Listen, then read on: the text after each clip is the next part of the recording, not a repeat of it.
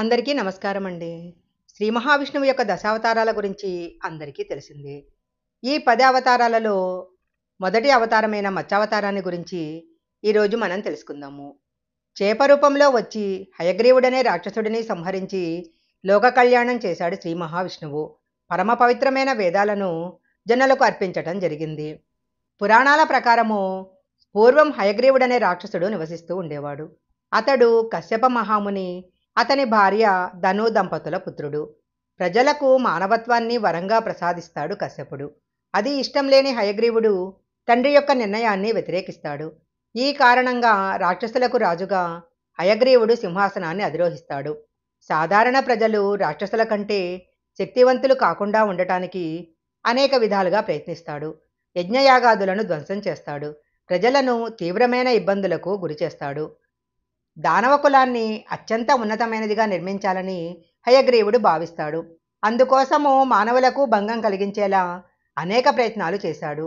అంతేకాకుండా శ్రీ మహావిష్ణువు 4 వేదాలను బ్రహ్మదేవుడికి ఇచ్చాడని తెలుసుకొని వాటిని మానవులకు చెందకూడదని భావిస్తాడు. వెంటనే వేదాలను దొంగిలించి సముద్రంలో దాక్కుంటాడు. పరమ పవిత్రమైన వేదాలు ధర్మాన్ని రక్షించడమే కాకుండా సమస్త మానవాళిని ముందుకు నడిపించే మార్గనిర్దేశకాలు. అందువలన వీటిని ఎలాగైనా రాక్షసులకు దూరం చేయాలని విష్ణువు తన మొదటి అవతారాన్ని ఎత్తుతాడు. చేపరూపము ఎత్తి సముద్రంలో దాగి ఉన్న హయగ్రీవుడిని సంహరించి వేదాలను తిరిగి సాధిస్తాడు. ఆ 4 వేదాలే ఋగ్వేదము, యజుర్వేదము, సామవేదము, అథర్వణ వేదము. ప్రపంచానికి ధర్మాధర్మాలను ఎలుగెత్తి చెప్పే పరమ పవిత్రమైన గ్రంథాలు ఈ వేదాలు.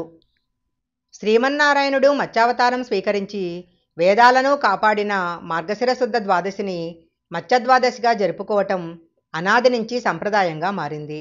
మత్స్యద్వాదశి రోజు ఈ మత్స్యావతారం కథను చదివినా విన్నా సకల శుభాలు కలుగుతాయని, కష్టాలు తొలగిపోతాయని భక్తులు నమ్ముతుంటారు. ఈ వీడియో కనుక మీకు నచ్చినట్లయితే లైక్ చేయండి, షేర్ చేయండి. ఇలాంటి మరిన్ని వీడియోల కోసం మా ఛానల్ సబ్స్క్రైబ్ చేసుకోండి. పక్కనే ఉన్న బెల్ ఐకాన్ని యాక్టివేషన్ చేసుకుంటే మేము పెట్టే వీడియోలన్నీ కూడా మీకు ముందుగానే నోటిఫికేషన్గా వస్తాయి. మరొక మంచి వీడియోతో మళ్ళీ కలుసుకుందాం.